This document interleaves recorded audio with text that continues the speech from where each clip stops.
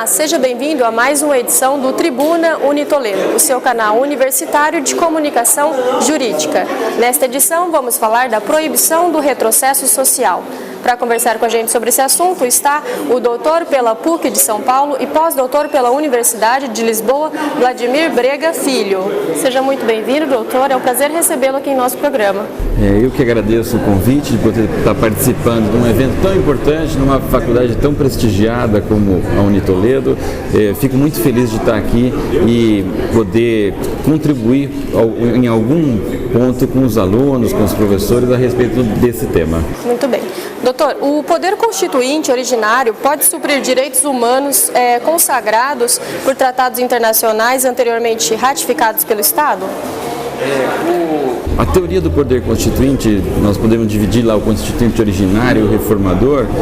É sempre importante pensar que o poder constituinte reformador, como a sociedade está sempre em movimento, em algum ponto é preciso fazer alguma reforma. O que é preciso também analisar é se essas reformas acabam seguindo as regras constitucionais, as proibições constitucionais. Alguns temas são proibidos, não podem ser modificados. Aqueles que são permitidos, de alguma forma o Constituinte pode reformar, mas nunca suprimindo direitos consagrados constitucionalmente. Mas o direito na sua essência e não o texto que está na Constituição.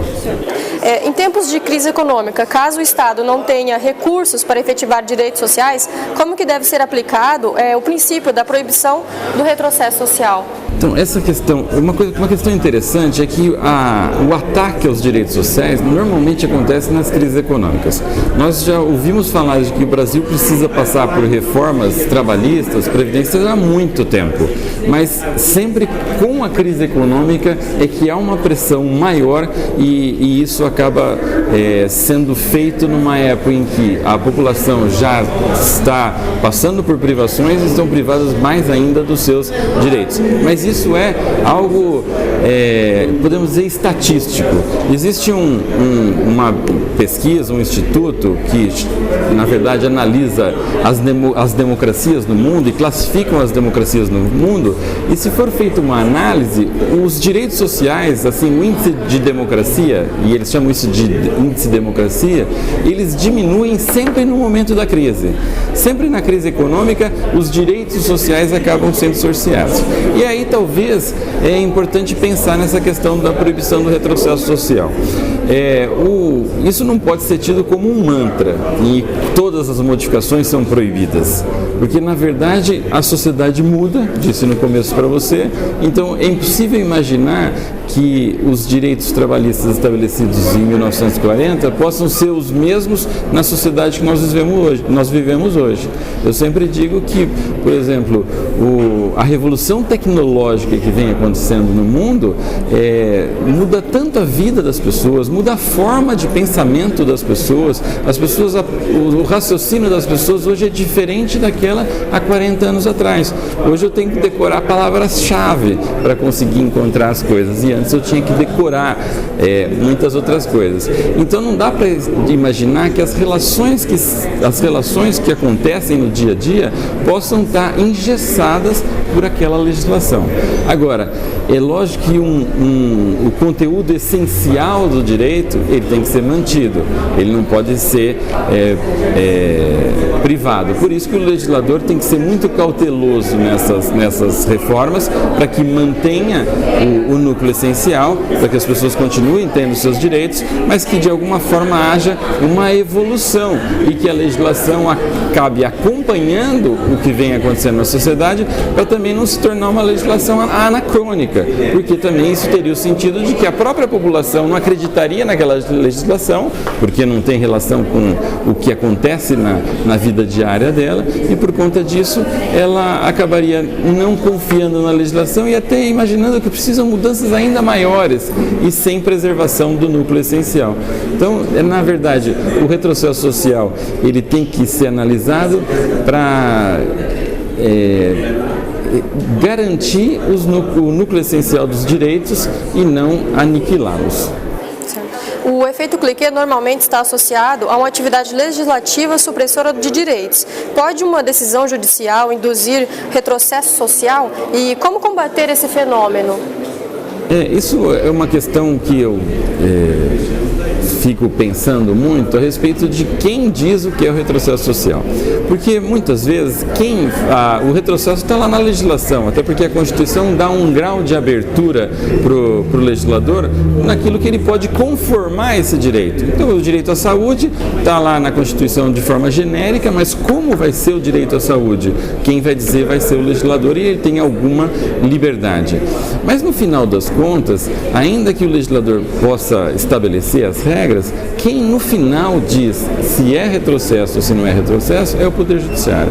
E é o Poder Judiciário, claramente, o Supremo Tribunal Federal. Mas nesse retrocesso, o que não é possível acontecer são diminuições arbitrárias do direito, diminuições sem razão, diminuições que simplesmente para agradar os economistas, o governo, e são feitas essas supressões. Isso o Poder Judiciário tem que lutar contra isso. Toda diminuição de direitos deve ser de alguma forma justificada e demonstrada a sua necessidade. O único problema é que o Supremo Tribunal Federal é um órgão que tem algum subjetivismo, muitas vezes ligado a um governo, as nomeações são feitas por um governo, e de algum modo esse subjetivismo acaba aceitando alguns retrocessos que no final das contas talvez não devessem ocorrer. Certo. Quais os critérios para identificar o retrocesso social? Pode haver uma redução dos programas sociais sem exclusão do direito constitucional?